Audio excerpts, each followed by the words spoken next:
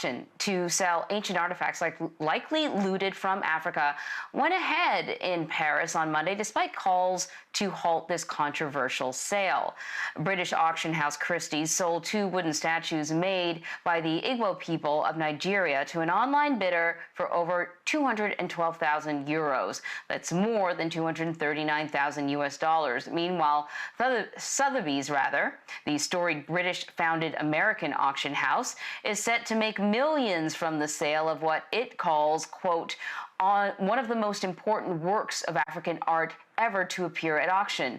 So Oluwatosin Adeshokan writes stories about West Africa and is a Quartz contributor, and is joining us now to talk a little bit more about these auctions. So the thing about these auctions is that there's been a very sort of vocal critics identifying many of these items as looted items. And under the pressure of the coronavirus, even the wealthy are finding themselves under pressure. A number of these items are now going up for auction. Is that it? Yes, pretty much. So what we're seeing is that there are artworks that we don't entirely understand or know where they're from. And then in the middle of the coronavirus pandemic, everybody is, seemingly stressed out about life and every other thing. We are finding that, Christie's and Sotheby's are, selling some of these artworks.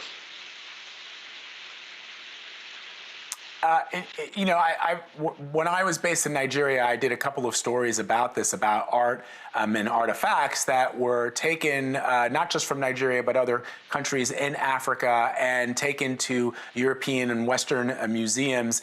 In your piece, you mentioned that a Nigerian art collector says that many of these artifacts are part of the global ecosystem. Explain what he means by that. What it means, so for a long time, we found that African art is just finding its footing. We are just getting to a point where African art in itself is, seen as African art for itself, existing separately and alone.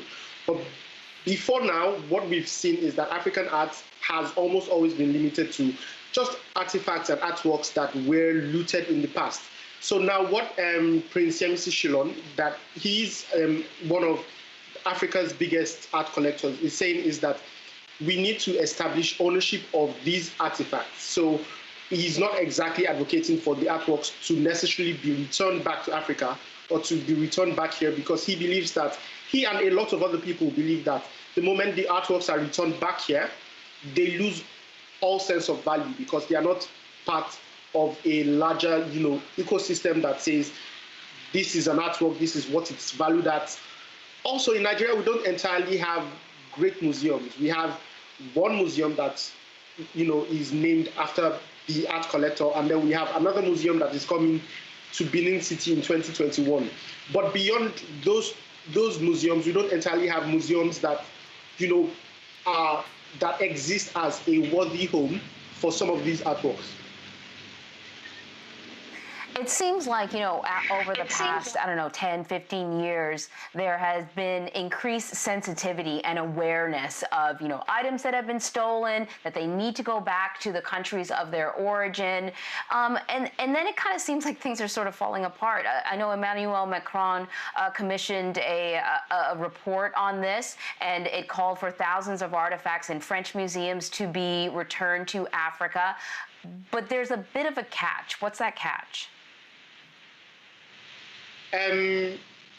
What we are seeing now is that there is the good intention, and then there is the fact that we are not entirely seeing, any work put after that intention. For example, I think in 2018, President Macron promised the return of about 26 ceremonial items back to Benin Republic, that is just beside Nigeria. But since then, those artworks have not been returned. So we have a report. We have a report by Felwine Sarr and Benedict Savoy that say all of these things, and even President Macron saying, we need to see some of Africa's artworks in Paris, in New York, but we also need to see them in Dakar, in Lagos, in Cotonou. But so far, all we have is fantastic intention. We've not seen any, work going into that.